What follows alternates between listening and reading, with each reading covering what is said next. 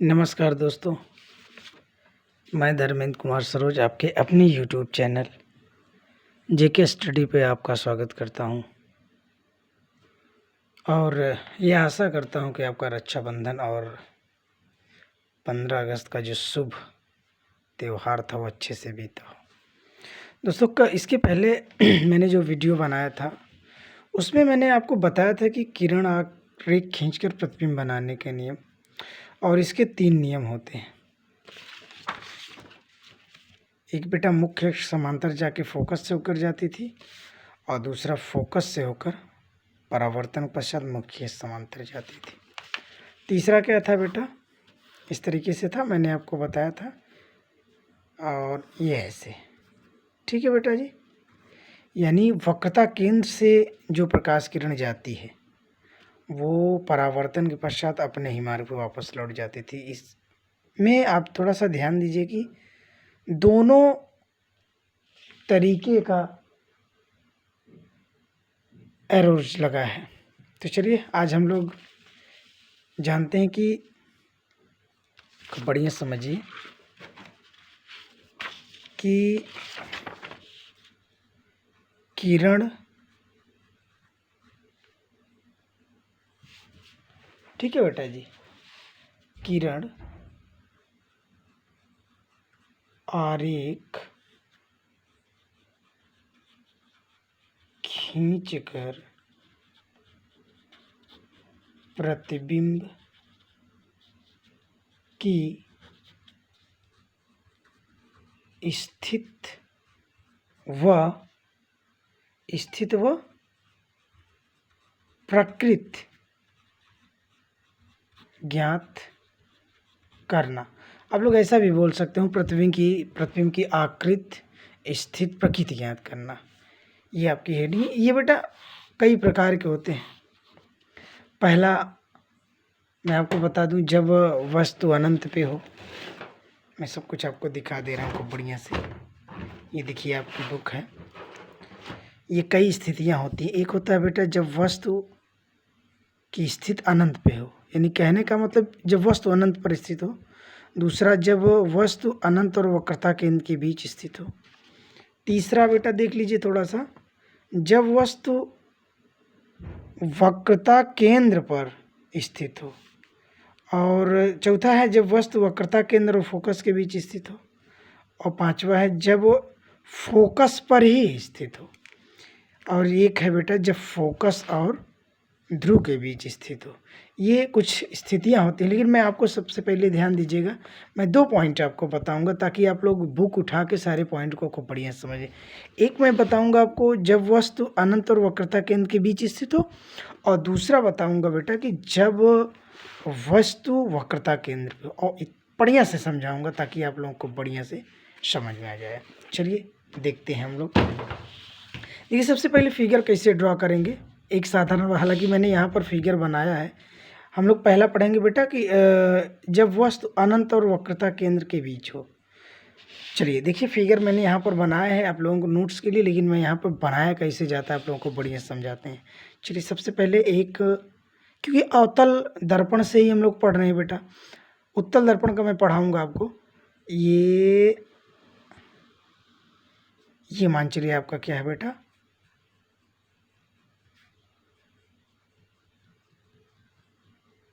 एक अवतल दर्पण है। ये क्या है बेटा जी, अवतल दर्पण है। और M1 M2, और इसको बेटा मैं मानता हूँ ध्रुव। ध्रुव मतलब पोल होता है ना बेटा, ये अंग्रेजी में पोल बोलते हैं। अब मैंने क्या खींचा, ये आपका मुख्य अक्ष हो गया। ठीक है बेटा जी।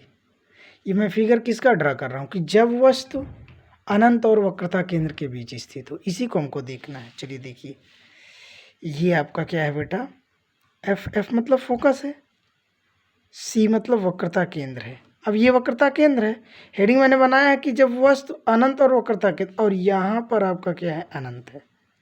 ये अनंत का प्रतीक है। ये आपका मुख्य अक्ष है बेटा जी। चलिए वस्तु हमको कहाँ रखना है, वस्तु में बेटा कहाँ रखना है, मान चलिए यहाँ पर रखना है। ये देखिए मुख्य अक्ष समांतर प्रकाश किरण जा रही, फोकस होकर चली जा रही, और दूसरी कहाँ से जा रही, ये वक्रता केंद्र से। जो परावर्तन के पश्चात बेटा क्या कर रही है, अपने ही मार्ग पे वापस लौट जा रही है। ये ओ तथा ओडेस आपका वस्तु होगा, क्या होगा, वस्तु होगा। और ये आई तथा आई डैश प्रतिबिंब होगा। ठीक है बेटा जी, मतलब जैसे मैंने आपको फिगर बनाया वैसे आपको बनाना है। ठीक है, चलिए अब हम फिगर्स पे आइए, हम कैसे लिखना है उसको खूब बढ़िया समझाते हैं आपको। चलिए सबसे पहले ध्यान दीजिएगा, ये आपका सामने फिगर ड्रा है। देखिए ये आपका वस्तु ओ तथा ओ डैश है और यहाँ पर प्रतिबिंब काटा है ना बेटा जी। इसको मैं क्या मानता हूँ, आई और आई डैश। और याद रखिएगा कि जब दो किरणें आपस में, दो या दो से अधिक किरणें काटती है तो वही प्रतिबिंब बनता है। तो यानी ये यहाँ पर दोनों किरणें काटती तो इसी को हम क्या बोलेंगे बेटा जी, इसी को हम बोलेंगे बेटा प्रतिबिंब। ठीक है, अब यहाँ पर क्वेश्चन बन सकता है कि ओ तथा ओ डैश का प्रतिबिंब कहाँ बना है, आई तथा आई डैश, यानी इस वक्रता केंद्र और फोकस के लगभग मध्य में बना है, थोड़ा सा इधर उधर होगा। चलिए, यानी इसमें देखिए आप लोग पेपर में मत 1 2 करिएगा, ये आपका पहला प्रकाश किरण है और ये आपका दूसरा मैं मान लेता हूँ। ठीक है बेटा, और यहाँ पर देखिए, यहाँ पर क्या हो रहा है, परावर्तन हो रहा है। ठीक है, परावर्तन हो रहा है बेटा, को बढ़िया समझिएगा। लिखना कैसे है, देखिए पहली प्रकाश किरण, ये जिस पर तीर लगी हो उसे हम बोलते हैं बेटा प्रकाश किरण बोलते हैं, ये आप लोग अच्छी तरीके से जानते हो। और ये वाली रेखा देखिए, इस पर कोई तीर का निशान नहीं है तो उसे हम एरो बोलते हैं। ठीक, सॉरी, इसे मुख्य अक्ष बोलते हैं। ठीक है बेटा जी, और इस ये पहली प्रकाश किरण, ये वाली दूसरी। बेटा जैसे सेकंड मैथ आप रचना करते हो ना वैसे करना है, ऐसे जाएगी और ऐसे आएगी, ये आपको याद रखना है। ठीक है ना, पहला वाला नियम क्या था, मुख्य अक्ष के समांतर जाने वाली प्रकाश किरण फोकस से होकर जा रही और दूसरी प्रकाश किरण वक्रता केंद्र से हो जा रही, वक्रता केंद्र से होकर जा रही, परावर्तन के पश्चात कहाँ से होती जा रही, अपने ही मार्ग वापस लौट जा रही है। चलिए देखिए जैसे लिखा है तो लिखना शुरू करते हैं हम लोग, कैसे लिखना है देखिए खूब बढ़िया से। देखिए वस्तु से निकलने वाली पहली प्रकाश ओ तथा ओ डैश से निकली है ना, वस्तु से निकलने वाली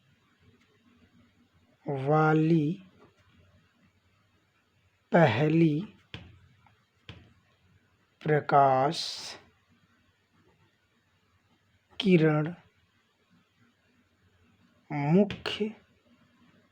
मुख्य अक्ष के समांतर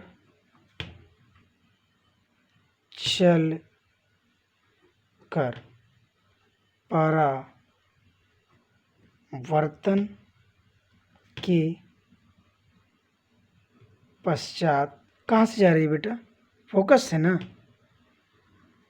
फोकस से होकर चली जाती है। ये क्लियर हुआ। ये देखिए ये आपका मुख्य अक्ष है और ये प्रकाश किरण है, वस्तु से निकलने वाली पहली प्रकाश किरण मुख्य अक्ष के समांतर चलकर, यहाँ पर परावर्तन हो रहा है, परावर्तन के पश्चात, ये क्या है, फोकस है, परावर्तन के पश्चात फोकस से चली जा रही। मैंने पहला नियम जैसे पढ़ा वैसे लिख दिया। अब दूसरा देखिए, अब तीसरे वाले नियम पे जाइएगा, एवं लगा दीजिए, एवं ये आपकी दूसरी है ना, दूसरी प्रकाश किरण, दूसरी प्रकाश किरण कहाँ से जा रही है, इसे हम वक्रता केंद्र बोलते हैं, सी को ना, वक्रता केंद्र से होकर जाती है। लिख दीजिए दूसरी प्रकाश किरण वक्रता केंद्र से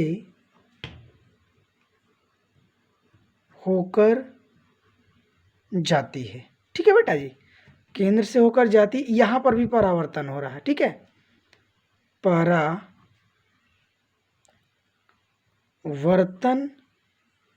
के पश्चात ये देखिए इधर भी तीर लगा, इधर अपने ही मार्ग पे क्या हो रही बेटा, वापस चली जा रही, अपने ही मार्ग पर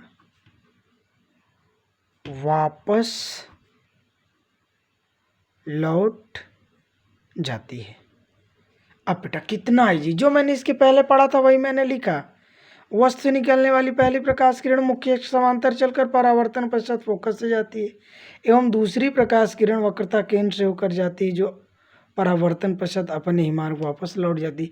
अब बेटा यहाँ पर मेन पॉइंट आपको क्या लिखना है, ये दोनों किरणें यहाँ काटती है ना, जहाँ काटती है वही प्रतिबिंब होता है, तो आप लोग लिख दीजिए जहाँ दोनों किरणें काटती हैं वही वस्तु का क्या होता है बेटा, प्रतिबिंब होता है। ठीक है, ये वाला यही प्रतिबिंब है। अब थोड़ा सा लास्ट वाली पॉइंट आपको समझना है कि ये तो मैंने ये नियम के अनुसार पूरा लिख दिया, लेकिन अब यही लास्ट वाला क्लियर ये करना कि बेटा प्रतिबिंब की स्थिति और आकृति व आकार क्या हो, यही हमको खूब बढ़िया से समझना है। तो प्रतिबिंब की स्थिति और आकृति, यही आपका मेन पॉइंट होगा कि ऐसी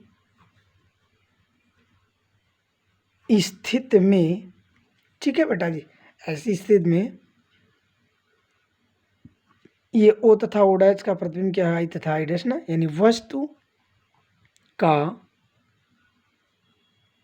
प्रतिबिंब क्या बेटा, वस्तु का प्रतिबिंब क्या बनेगा, वास्तविक,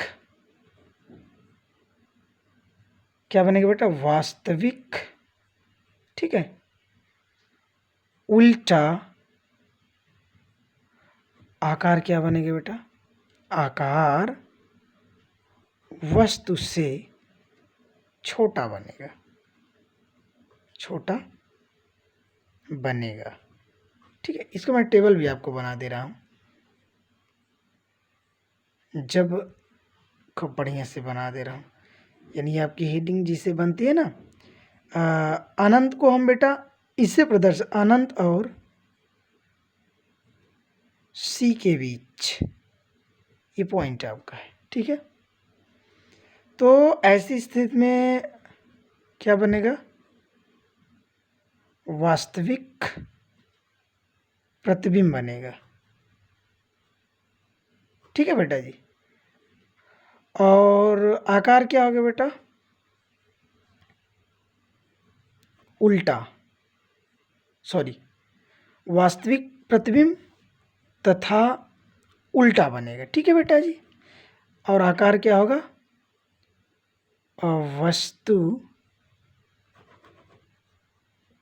वस्तु से बहुत छोटा। ठीक है, बढ़िया, ये आपको पॉइंट याद रखना है। एक बार फिर से समझ लीजिए कि वस्तु बेटा कहाँ पर स्थित, वस्तु अनंत और वक्रता केंद्र के बीच स्थित है। तो ये आपका फिगर है, ये अनंत का प्रतीक है और ये सी है, वो एफ है, यानी वस्तु से निकलने वाली पहली प्रकाश किरण मुख्य अक्ष के समांतर चलकर परावर्तन के पश्चात फोकस से होकर जाती है एवं दूसरी प्रकाश किरण वक्रता केंद्र से होकर जाती है, यहाँ पर क्या हो रहा है, परावर्तन के पश्चात अपने ही मार्ग पे वापस लौट जाती। देखिए तीर दिया ना, जैसे छपा है बेटा मुझको वैसे लिखना है। एवं जहाँ दोनों प्रकाश किरणें काटती है वही वस्तु का प्रतिबिंब होता है। ठीक है बेटा, वही वस्तु का प्रतिबिंब होता है। अब देखिए लास्ट वाला पॉइंट आपको यही समझना है, इसमें क्या, ऐसी स्थिति में वस्तु का प्रतिबिंब क्या बनेगा बेटा, उल्टा और वास्तविक, और आकार वस्तु से छोटा। लेकिन थोड़ा सा ये क्लियर नहीं हो पा रहा है कि उल्टा क्या चीज़ होता है ना बेटा, और प्रकृति आकार क्या होता है, थोड़ा सा समझिए। मान चलिए ये मुख्य अक्ष है, मान चलिए मैंने ऐसे एक मुख्य अक्ष है ना बेटा, प्रतिबिंब इसका यहाँ बना है। मान चलिए ये कोई वस्तु रखी, छोटी सी वस्तु, ठीक है, और यहाँ पर कोई मनुष्य खड़ा है, आदमी है। ये लीजिए मैंने को बढ़िया आदमी बना दिया, ये बाल हो गए ना। अब यहाँ से अगर इसको देखना है, मान चलिए ये टेबल है एक लंबी सी, उसी पे है क्या है बेटा, आदमी खड़ा है, और ये इस वस्तु को देखना है तो इस टेबल के नीचे है। तो ये आदमी ऐसे तो देख नहीं पाएगा, क्योंकि भाई ये टेबल के नीचे है। तब इसको क्या करना पड़ेगा, अपने सिर को टेबल के नीचे झुकाना पड़ेगा। जब टेबल के नीचे झुकाएगा तो उसको ये आभास होगा, यार ये उल्टा है ना भैया जी, तो ये आभास हुआ। जब आप टेबल के नीचे देखोगे तो उल्टा दिखेगा कि नहीं, मतलब ऐसा महसूस, अरे यार ये तो टेबल के नीचे होगा।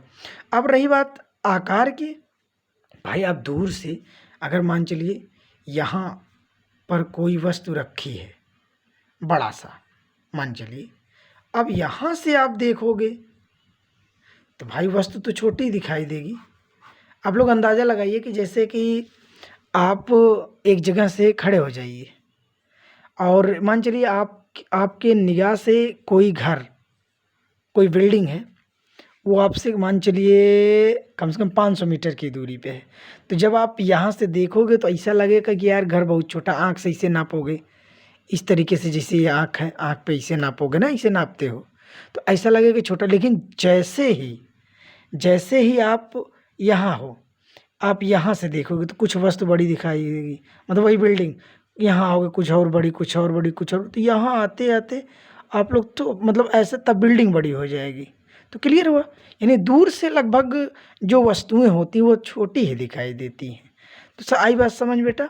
आई होप कि मैं आशा करता हूँ कि ये परिभाषा आपको समझ में खूब बढ़िया आया होगा, क्योंकि जैसे फिगर्स छपा है बेटा वैसे मैंने लिखा है आप लोगों के लिए। अगर आप लोग एक बार फिगर समझ लेंगे तो कभी भी आप लोगों को दिक्कत नहीं होगी। और बेटा एक चीज़ ध्यान दीजिएगा कि चैनल को सब्सक्राइब ज़रूर करिएगा, और सब्सक्राइब करने के साथ साथ बेल आइकन की घंटी और शेयर ज़रूर करिएगा, क्योंकि आपके ही मनोबल से मेरा मनोबल है। जय हिंद, जय भारत।